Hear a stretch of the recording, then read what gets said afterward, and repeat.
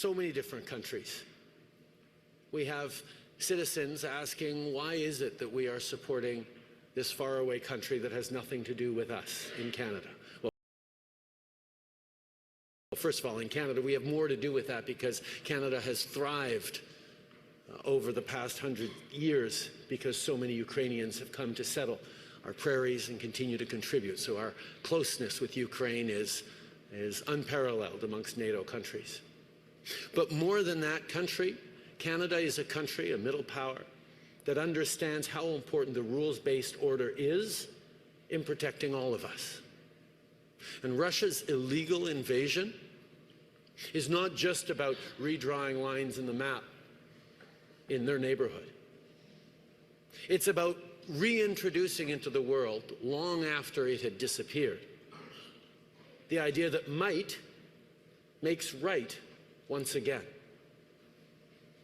If Russia succeeds in gaining an inch of territory in Ukraine because of their illegal invasion, countries around the world will look at their historical grievances around a border, will look at the fact that perhaps they have a slightly larger military than their neighbor, and wonder if it isn't time now to redraw lines on a map.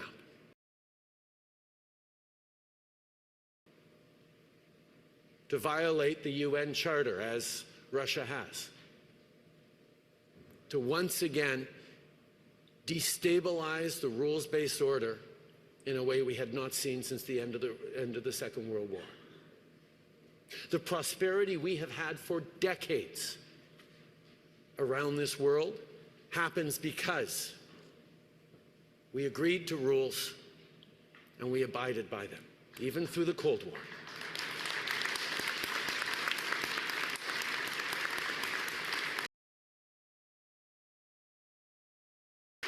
So part of the role that you have as parliamentarians is to make sure that in your debates, in your assemblies and parliaments, your citizens understand what is at stake in Ukraine.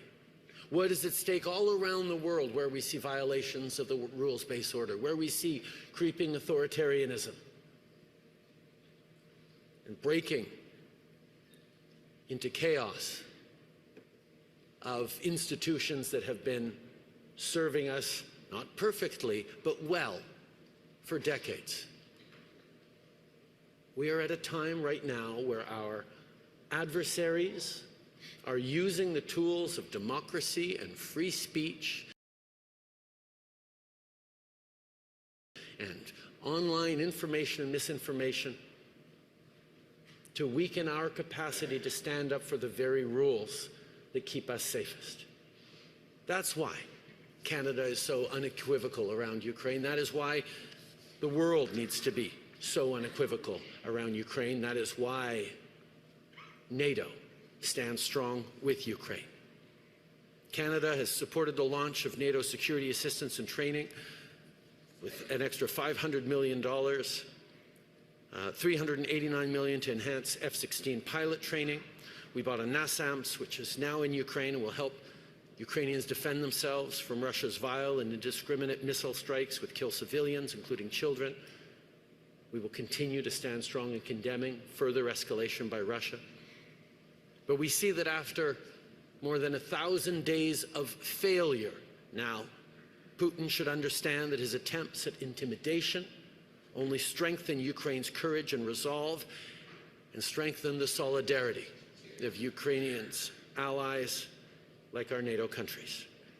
Solidarity and unity and support of Ukraine has never been so important. The same goes for our alliance. We will continue to work together to resolve challenges within us and around the world. But we need to continue to show to Russia and to all those who wish to emulate them that there is nothing to be gained through violence, through disregard for the international rules-based order.